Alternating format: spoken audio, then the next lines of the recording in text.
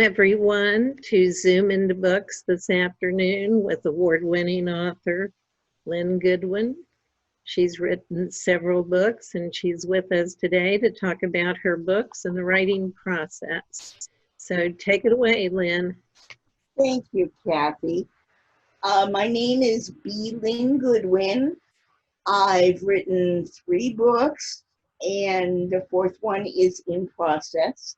I met Kathy Teets when I was a Next Generation Indie Book Awards winner for Never Too Late, From Wannabe to Wife. I'm going to show you the book here and I'm going to adjust it, which is always hard in a Zoom. But this is Never Too Late. I shouldn't put my hand over the sticker. This is one of the awards on there, and I've got 2 more back to back. And I'm assuming they are here. Yes. Well, I've got one here. This is the one from when I was working with Kathy. And then I also have a Pinnacle Award that I need to put back into that book.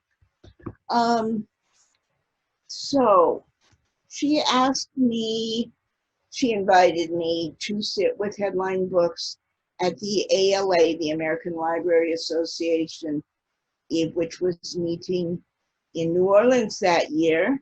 And my husband, the one and only, came along and stood right outside the table and buttonholed people. He's very, very good at talking to people. He's exceptional.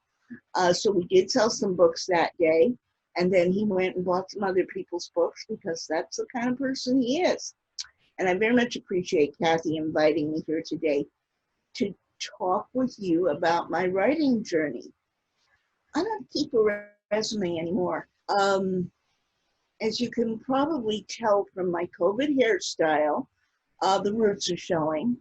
I'm waiting for someone to come out with an emoji that has gray roots. It would be very, very timely. In the meantime, though, I've got my own. At any rate, I go back all the way to about 1985. I was on leave from California High School in San Ramon, California, and I wrote an article for Dramatics magazine about auditioning, probably called something like What the Director is Looking For. Well, Dramatics magazine took it. I had no idea at that point that I was targeting exactly the right audience and that this was probably the only place in the world that would want it. I just knew that I was a high school drama teacher, that I had been honored by them a few years earlier for shows my people had done. And they liked the articles enough that they wanted more. So I did a series, I called it Dear Diary. It was stories of improvisational activities used in a drama class, and it was told from the point of view of Sandy Mason, who is well, she's 16 now, she was 15 and a half then. She's 15 and a half in a book called Talent, and I'm showing you this copy of Talent, but there is a new copy coming out in a new edition coming out in October 1st. All things being equal in the pandemic world, and it will have a different cover, much closer to the Never Too Late cover in terms of colors, and probably looking more like a YA cover. If this is a test of my neural reversal skills, I'm not passing it. At any rate, meanwhile, back at the writing career, skip ahead to the mid-1990s. I have stopped teaching temporarily. I'm on AOL, and I joined an online critique group because I've written some of Talent. I don't think I'm calling it Talent yet, although I might be. But mostly I joined it as a sanity break because I was also taking care of my mother, who was a fiercely proud, independent woman. And we did not know until the last 6 months of her life that she had undiagnosed Alzheimer's. So I just thought she was being more of herself, to be perfectly honest. But I needed some real breaks, and I had to do a lot of journaling to restore my sanity because she was so insistent about what was wrong with the world and why didn't she ever get her way and this and that. And I was a loving and dutiful daughter who didn't have a lot of answers for her at that point. At any rate, my best memory, no, make that my worst memory, my most vivid memory from that group is of a member who suggested, I'd written two perfectly good sentences. She said, why don't you take out the period between those two sentences and put in a comma? And I said to her, why would I take two perfectly good sentences and turn them into a run-on? And she said, a run-on, what's that? And I explained, and she said, oh, I don't know about that grammar stuff. I was just trying to help. And I knew right then and there that I was in the wrong critique group. They were lovely women, and I enjoyed their company very much, but I didn't look for a lot of advice from them at that point. Somewhere shortly after that, I was sort of hired in the way you get hired online to be a research specialist for a newsletter called Heathen's List. 2 months later, they quit. I asked if I could keep their mailing list of 35. And they said yes. And it was still Haven's List for a while, and ultimately it became Writer Advice, which still exists today. I've been around since 1997. It originally came into being because I wanted to interview published authors. I wanted to find out what they knew that I didn't. Today, that would be part of an MFA program. I didn't know anything about MFA programs there. I'd been a high school English teacher. I knew how to put a sentence together. I knew how to write and correct the traditional 5-sentence paragraph and 5-paragraph essay. And I'd done these articles. But there was a whole lot I didn't know, and a whole lot the world didn't know back then. I journaled a whole lot while I was taking care of my mother, and I did a program called The Artist's Way. The book is by Julia Cameron, and I imagine you've heard of it. I took a class with a writer named Janice Cook Newman at the Writing Salon in San Francisco, probably in 2002. It's about 9 months after my mom was gone. And I wrote a piece, very short piece, about making my mother's bed and the fitted sheet and pulling it down and the tension in that sheet, which was parallel to the tension in our lives. And she loved it, and she thought I had something special. And who was I to argue? She led me to a class with a writer named Wendy Lichtman, who wrote a YA called Do the Math, and probably a sequel. And she had done a lot of personal essays. I was in her personal essay class, and got a lot of good information. She is no longer a writer. Last I knew, she was working for the state of California, and it was on math curriculum and for middle school, of all things. In that class, I met a woman named Annie Kassoff, who led me to a free writing group, which was being formed, which I always called the Berkeley Women, because I was the one woman who was not from Berkeley at that time. I believe only one of us still lives there. It was a fabulous group. We free wrote and read our pieces following the principles of Natalie Goldberg. We stayed together until I think January or February of this year. And 2 people are right now in graduate school, one in an MFA program and another one getting a master's in something related to counseling. And people just didn't have time for the group, and they moved it to Wednesday nights, which was difficult for me. We still keep in touch from time to time, but this was a wonderful growth experience for me.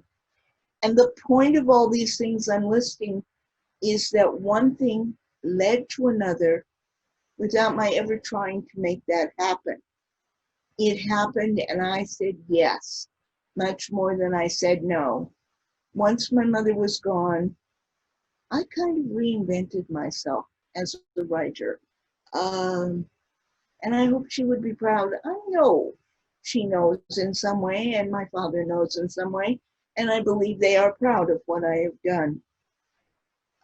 Somewhere in the 90s, I enrolled in Temescal Writers over in Rockridge area of Oakland, and that particular group is no longer going, but they are an outgrowth of Amherst Writers and Artists, which has programs all over the country. I strongly recommend their programs. When I do my editing, which I'll talk more about in a few minutes, I always use the Amherst Writers and Artists approach, part of which is to first say what is right in the work and then offer suggestions. I do that with every comment that I send on every submission we have in our writer advice contests. More about that coming soon. I believed in journaling really, really strongly. And the free writing group was basically a journaling group with a different name. So somewhere between 2005 and 2009, I put together this book, You Want Me to Do What? It's journaling for caregivers. It is no longer in print. I'm going to send Kathy a PDF, which she's going to turn it into a flip book. And you will be able to order that if you're interested. Really, this should have been a book about journaling for everyone. There are a number of journaling books out there.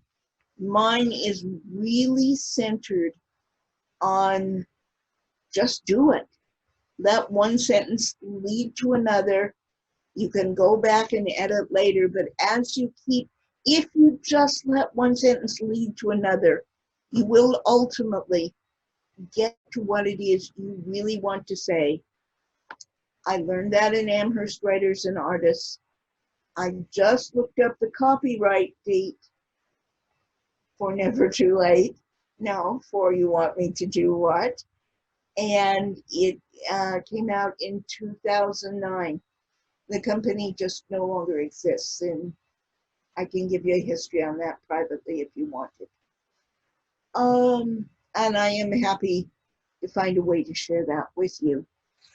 I loved having that book out in the market. I did some journaling for caregivers classes, workshops online. My emphasis was always on what's working in the writing, what you might be discovering about yourself. Most of the members of the group wanted to exchange journaling tips, which I understand, but no 2 cases are the same. Most people need and want, who are caregivers, need and want to vent. There are tons of caregiver activities out there, and so I'm not doing that right now, but I am probably going to be going back to some journaling workshops. This is my coffee. If you look at the cup, it says wifey. My husband found this for me for a birthday. More about him and our book in a few minutes. And Kathy said, how have you adapted your writing and marketing during COVID-19? Coming soon. I'll skip to that. I'm not linear. Writer advice, excuse me. Writer advice is has just started. I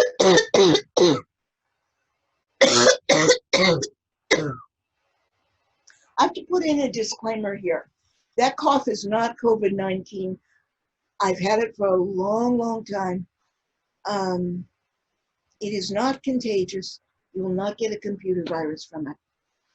Meanwhile, back at the discussion, I've just started a contest. It's under current contest on writer advice, www.writeradvice.com. And it is about the new normal, 2020, the new normal.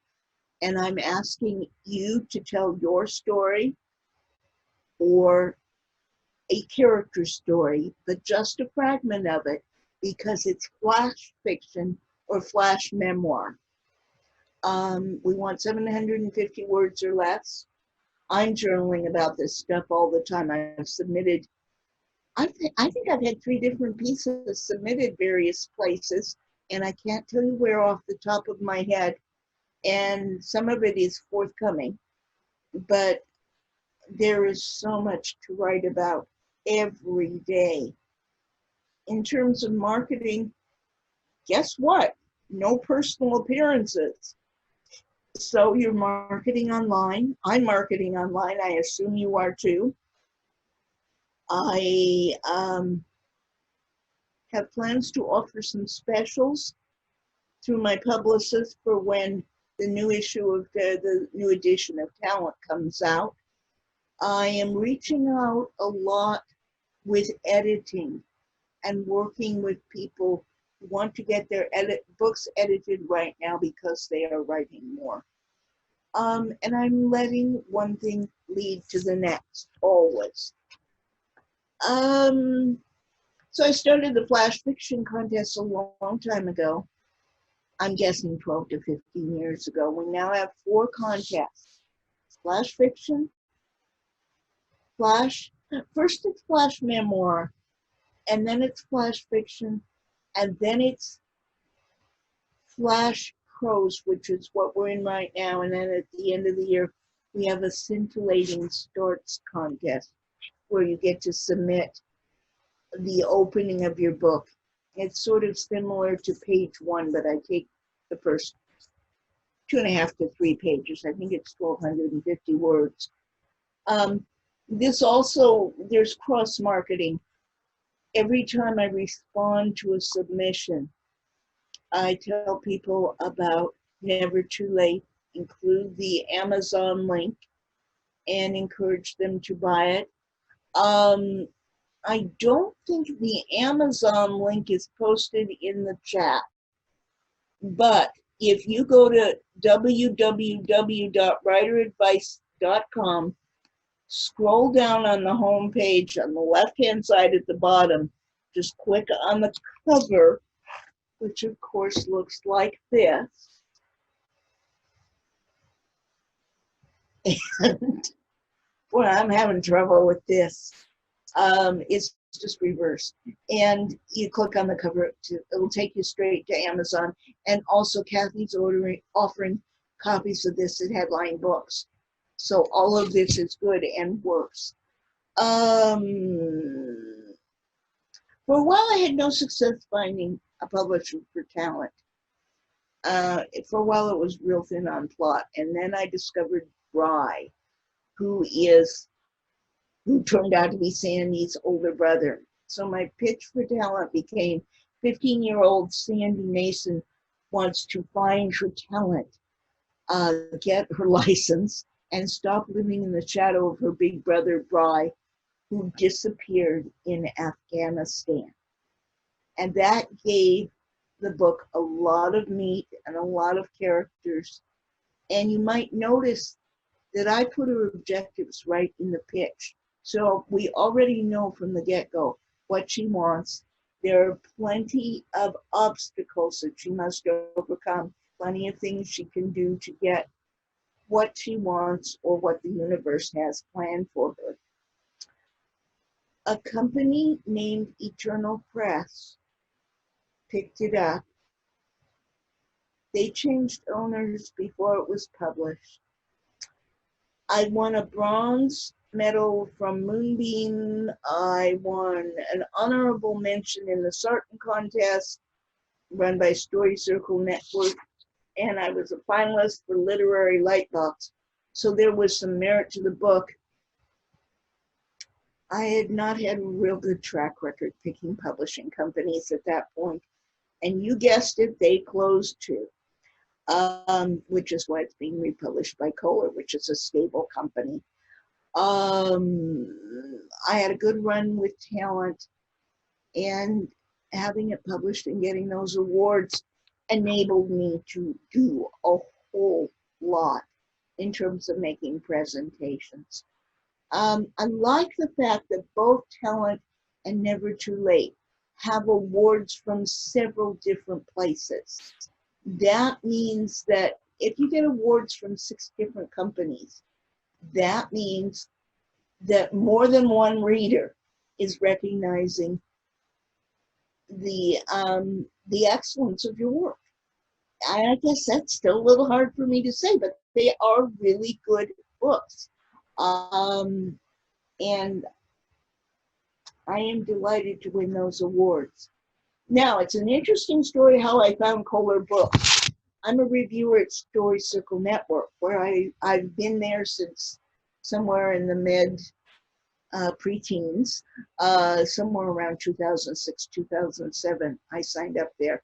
And I became a book reviewer, and I asked for a book which was listed in their thing for reviewers. It's called Great Old Bird, and I loved this book. It was awesome. So every time I love a book, I always check and see who the publisher is. And this is how I found Kohler Books.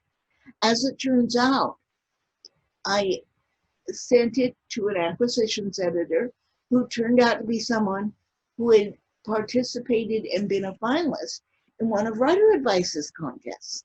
And so once she loved the book. She said she hates memoir, but she loved this one. She said she'd never read anything quite like it, and convinced John Kohler that the company should publish the book.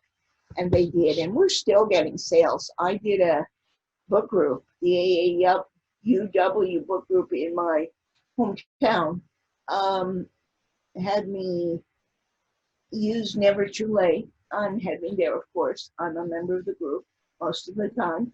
And that was in May, I think. So things are still happening around that.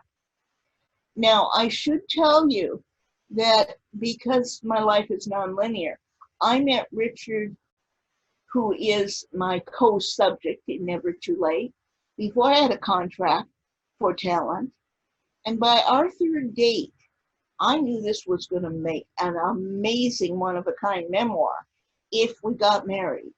No, that is not the reason we got married, but I'm very glad we did, and I'm very glad I have the book. At one point, he said I could write the book, and then at the end of each chapter, he'd put in how it really was, which is a Richard kind of thing to say. But the truth is, a memoir is your emotional truth. It's the truth as you remember it. It's not journalism. You don't have to document everything. You recall to the best of your ability, and you try to build 3-dimensional characters.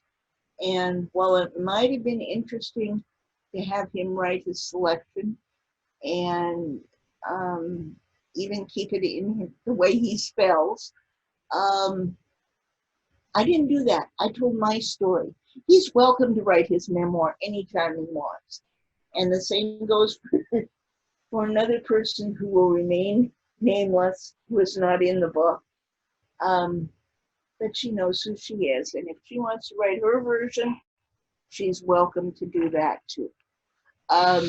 She does not know Richard very well, but she knows who she is.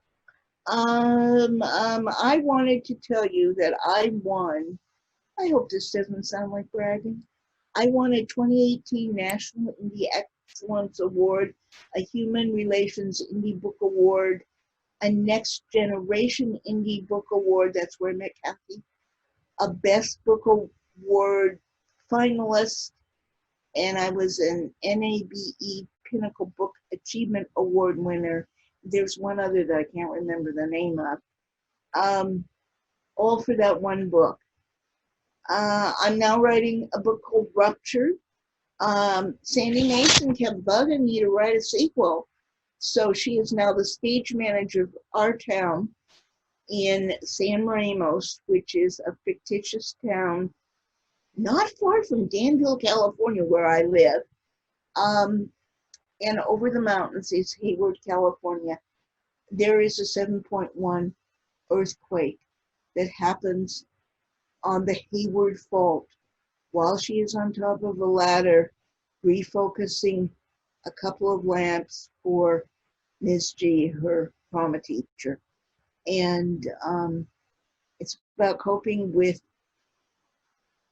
the earthquake on the Hayward Fault, who moves away, who comes to town, what people's life stories are, and what in the world is going to happen to this show that she's stage managing. And it's becoming a really good book. I'm in my third or fourth draft of it. And more will be revealed about that before too long. I'm a member, excuse me. Once again, it's not COVID-19.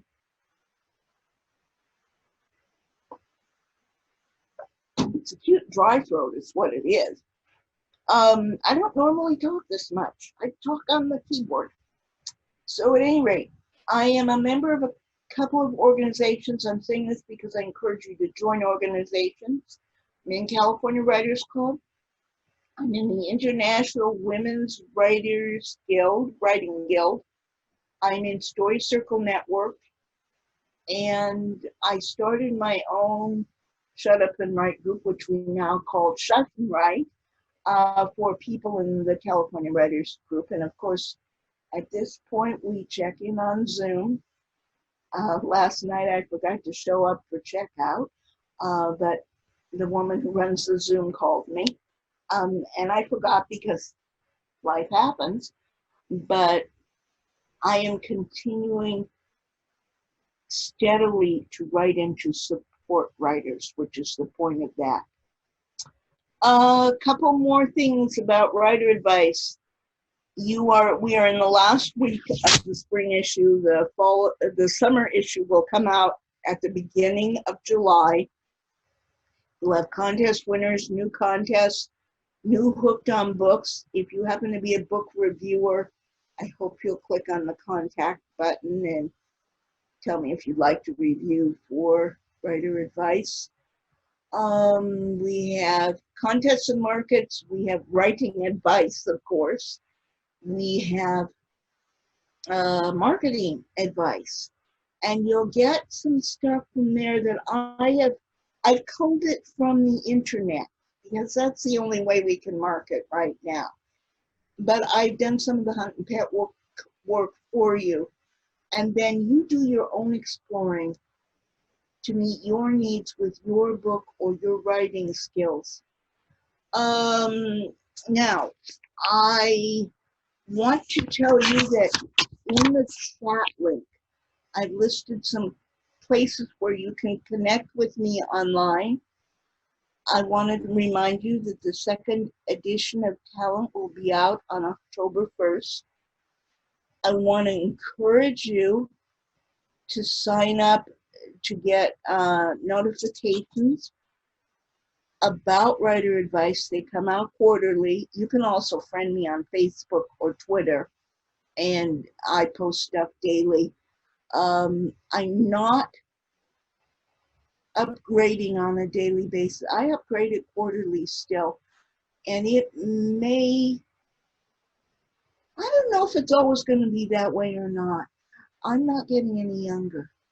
I want to tell you I'm a good editor.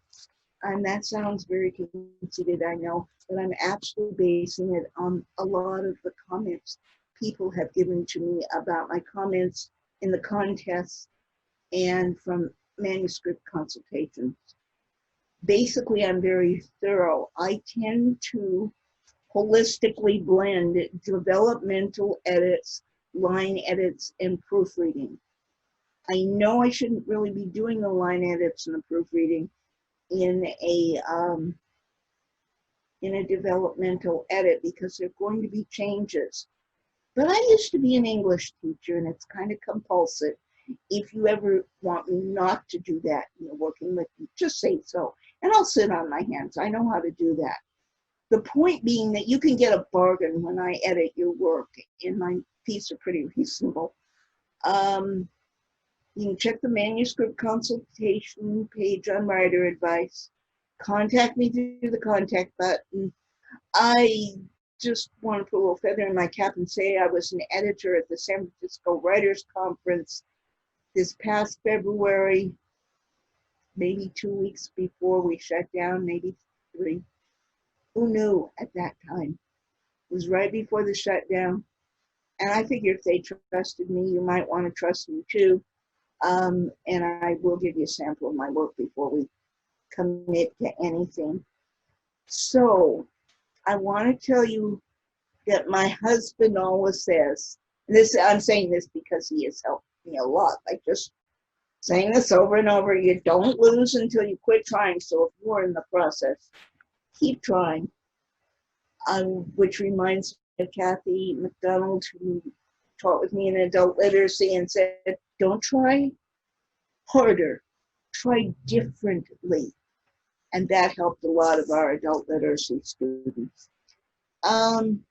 Now, I can talk to you about overcoming writer's block, editing tips, or I can open this up to questions. So, what would you recommend, Kathy? Hi, Lynn. I'd like for you to read an excerpt from your first book, if you would. Excellent idea. The book I would normally read out of is in my book bag, and my book bag is in the car. So I am going to, I'm wearing the correct glasses.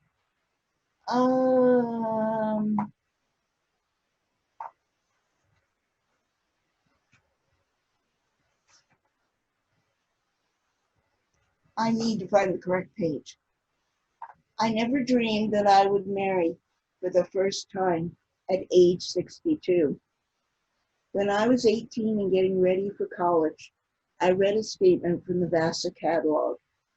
If you are one of the 93% who eventually marry, the phrase eventually marry rolled off my tongue. Maybe I wasn't the only woman who wanted a career, independence, and security before marriage. Maybe my priorities weren't as odd as they seem. During high school, I dated exactly twice. Boys wanted to hang out with the pretty, confident girls. At 5'3" and 165 pounds, I needed to lose weight. A snippet. I'm looking for the. I'll be right back. I'm here. I'm flipping through pages. I'm sorry. I'm in the wrong copy of this. I have it all marked out elsewhere.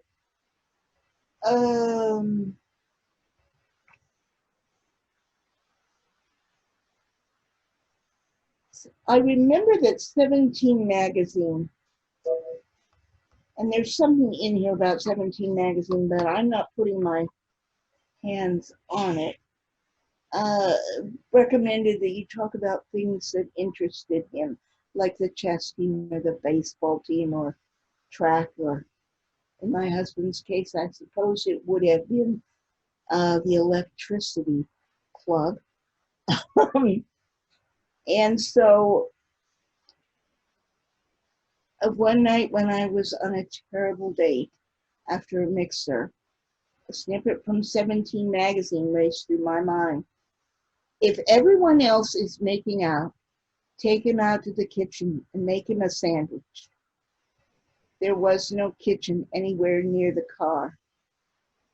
And finally I said, I have to go and water my cactus. It was a line I'd heard in the dining room, guaranteed to get rid of a guy you never wanted to see again. Walking back to my dorm, I felt buzzed and repulsed and grateful. The author of 17 magazine would have been proud of me. I finally met the man who would become my husband on Craigslist. They don't do that anymore. His ad in Men Seeking Women read, classic 1944 Roadster with many miles left. Motor hums, transmission smooth, and all the gears work. Only two previous owners, very great women, two-tone, white with a gray top, seeking a new woman owner who knows how to drive a classic. Thanks. P.S. This car is at church every Sunday, so if that is a problem with you, this car is not for you. Obviously, he was shopping for his third wife. Before our first date, he asked if I would ever marry if I fell in love. Of course, I said yes. I would have said yes to any expectation. His questions made me feel like I was interviewing for a job. They also made me curious. Well, where might this go if I didn't resist? Besides, after 62 years of living single, it probably wasn't possible for me to fall in love. I wasn't really tricking him. I was just agreeing. Years later, though, what if I got in too deeply? What if I became dependent? What if he took my life savings and left? How I admired Richard's metaphor. Did he know how much he showed me? He had a clever mind, but his grammatical errors made me wonder about the level of his education. Who wrote an extended metaphor with mechanical errors? Reading his ad, I felt like a snob. As a former English teacher, I noticed both his mistakes and his inviting tone. He set up a wonderful, fun pattern. Following it was easy. I clicked on reply and said, love your ad. I suppose I'd be a 1949 classic roadster. Motor hums unless it hesitates. Transmission and road gears. Transmission and gears probably need a road test. Original owner, two-tone, white with a reddish-brown top. This classic roadster could be parked next to yours on Sunday. The roads aren't perfectly parallel. Might make life interesting. If anything piques your interest, feel free to write back. And he wrote, and we exchanged emails, and he called. And we celebrated our 8th anniversary on February 12th, 2020. February 17th, 2020. And we're living our own version of happily ever after. And my life has changed hugely and enormously. If you are happily married and you have a mom or an aunt or a grandmother who's always grumbling about it's never too late, you should get them a copy of this book, in my humble opinion. Thank you for reminding me to do that, Kathy. I think it's a fascinating book, Lynn. It really is. Could you impart some advice to some of our authors, writers who are watching on how to get over writer's block? Absolutely. There are several sources There are several sources of writer's block. One is fear. Richard would say, get over it. But I'm not Richard. I would say, sit down at the computer anyway. Use a sentence start. I have a lot of sentence starts. In writing advice, I believe there's a collection of 50 sentence starts. Use one of those or make up one of your own. Write as yourself. Write as the character. If you don't know what that character is going to do next, write a letter to yourself discussing what there is to be afraid of and why you should overcome it. Let your character, either protagonist or antagonist, write a letter to you, their author and therefore their creator, telling them what they want to do in the book. But the important thing is to get the fingers moving on the keyboard. Unless you have arthritis, rheumatitis, some kind of debilitating hand thing, as long as you can write in cursive. I also recommend that you sometimes switch from keyboard to cursive and back. You write at a different speed, your brain handles it differently. I still sometimes write in cursive, but I do have arthritis. And the arthritis may slow you down. If it gets in the way, then you don't do it. But otherwise, I recommend that you do that. So I've kind of covered both. The other thing that often creates writer's block is I don't know what to do next. So ask your characters what they want to do next. Go back to what the characters want and plop another obstacle in, or let them get what they want and see what they want next, see how it affects their life. If you keep writing in your head instead of on the screen or in a notebook, excuse me, while I tell my husband, sorry, I can't talk to you right now. I think I mentioned I run the Goodwin Brown Spelling Service. So anyway, back at getting over writer's block. I don't know where I was. Kathy, do you know what I was saying? You were talking about cues to, and have I think it's fascinating to have the character write a letter to the author. Oh yeah, why not? Sandy Mason is very real in my head, and she talks to me sometimes. I imagine that some of your audience may have written a letter to the editor, or a letter to a politician, or a letter to even a thank you note. You're writing to somebody else. So you know how to write a letter to someone else. You visualize that other character in your head. And if you're the character who's doing the writing, you allow yourself to become the character. I have an exercise for that too. I am sorry about that. And there are no mistakes, only new material. Just keep doing it. Make sense? That's terrific advice. I love that. Thank you so much, Lynn. You've done a wonderful job. I think you've answered all the questions we have. Okay, I'm delighted to have been here. My contact information is in the chat box, and I look forward to hearing from people. I really do. Well, thank you so much, and we hope to have you on Zoom into Books again soon. I hope to be back. I really appreciate the invitation, Kathy, and I will keep telling people that Zoom in the Books and Headline Books are out there. Thank you. Thank you very much. We'll see you soon. Bye-bye. Okay, bye-bye.